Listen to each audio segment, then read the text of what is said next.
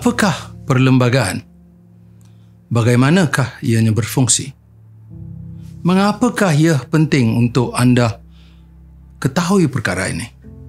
Bagi menjawab soalan-soalan tersebut, kita haruslah memahami apakah itu perlembagaan, apakah 3 badan-badan kerajaan yang mana lebih unggul dan bagaimanakah perlembagaan mempengaruhi hak-hak anda. Apakah 3 badan kerajaan yang mana lebih unggul dan bagaimanakah perlembagaan mempengaruhi hak anda? Pertama sekali, kita perlu memahami apa itu perlembagaan. Mari kita lihat 3 dokumen untuk memahami apa itu perlembagaan. Umpamanya, sijil kelahiran anda, surat beranak, menerangkan identiti anda. Apabila anda bermain bola sepak, anda bermain dengan mematuhi peraturan-peraturan bola sepak, bukan dengan peraturan hoki. Apabila anda membeli kereta, anda akan mendapati manual, buku rujukan.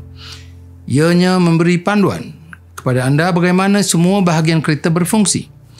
Jika berlaku masalah, manual atau panduan akan memberitahu anda cara menyelesaikan masalah tersebut. Perlembagaan adalah seperti dokumen-dokumen ini dan banyak lagi. Apa yang dilakukan oleh perlembagaan?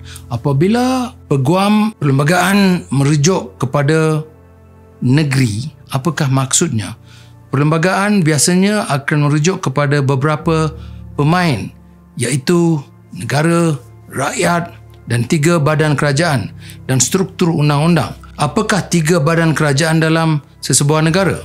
3 badan tersebut adalah legislatif, sering dipanggil parlimen, badan kehakiman yang terdiri daripada hakim-hakim dan mahkamah-mahkamah, dan eksekutif. Eksekutif ni macam kerajaan lah. Kadang-kadang eksekutif dirujuk secara silap sebagai kerajaan. Bagaimanakah perlembagaan bekerjasama dengan badan-badan kerajaan? Kita boleh menggunakan analogi biologi untuk memahami bagaimana perlembagaan berfungsi. Sebagai contoh, badan anda mewakili negara kita, minda mewakili parlimen dan anggota badan mewakili kerajaan. Apa yang diarahkan oleh minda harus dilakukan oleh anggota-anggota badan, bukan sebaliknya seperti yang kita lihat hari ini. Perlembagaan ialah satu set peraturan yang menerangkan dan mengarahkan bagaimana 3 badan negara iaitu parlimen, badan kehakiman dan kerajaan harus bekerjasama. Tetapi adakah kerajaan lebih tinggi daripada parlimen atau badan kehakiman? Kami akan menanganinya sekarang. Mari kita mulakan dengan legislatif atau parlimen. Dalam negara yang mengamalkan sistem demokrasi seperti Malaysia, rakyatlah yang memerintah negara.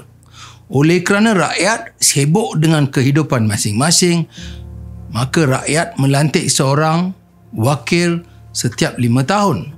Wakil-wakil ini dipanggil ahli parlimen dan ahli-ahli parlimen ini duduk di parlimen. Parlimen adalah wakil rakyat.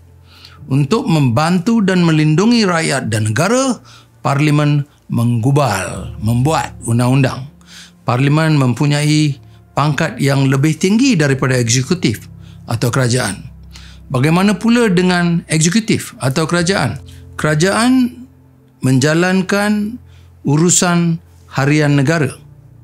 Jika kerajaan ingin menggunakan duit, kerajaan mesti meminta kebenaran parlimen. Permintaan kebenaran ini dipanggil bajet atau belanjawan. Sekiranya wakil rakyat di parlimen tidak meluluskan bajet, maka kerajaan mesti meletak jawatan.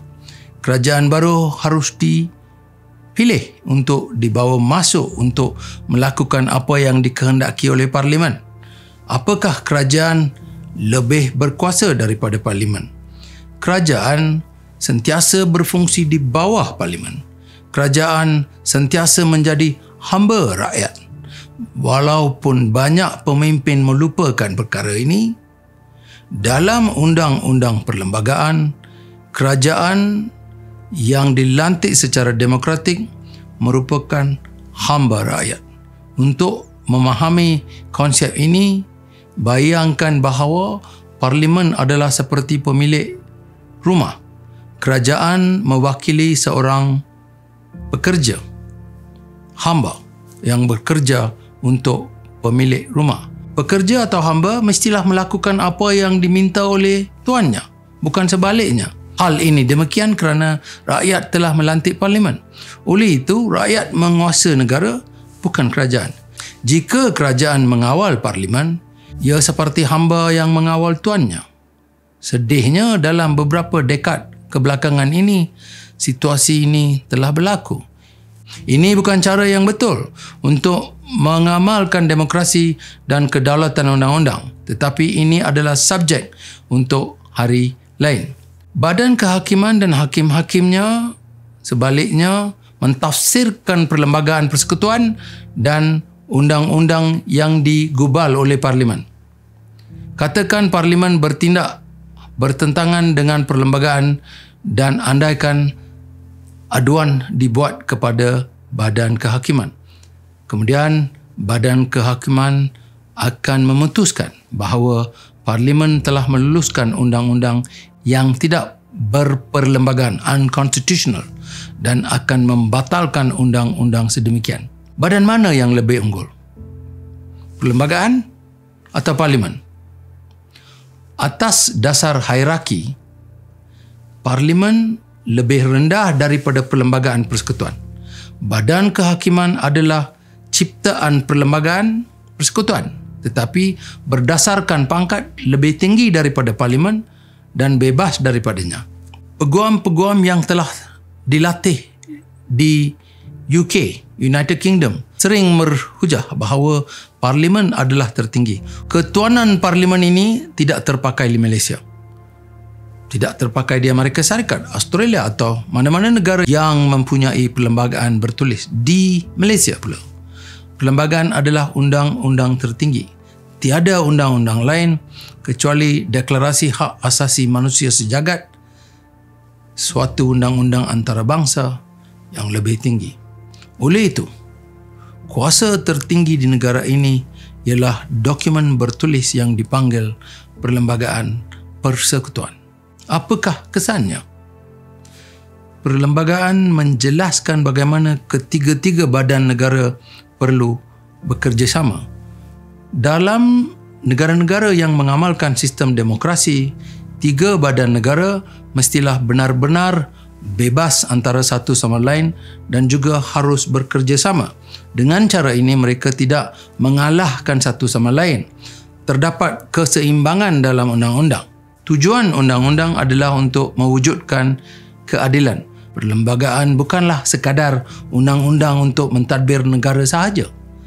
Ia juga adalah untuk melindungi hak-hak asasi anda. Oleh itu, ia adalah penting untuk anda, tuan-tuan dan puan-puan, memahami apakah hak-hak yang anda mempunyai. Saya berharap bahawa kini anda memahami secara jelas apa dia perlembagaan dan fungsinya. Sekian, terima kasih dan selamat malam.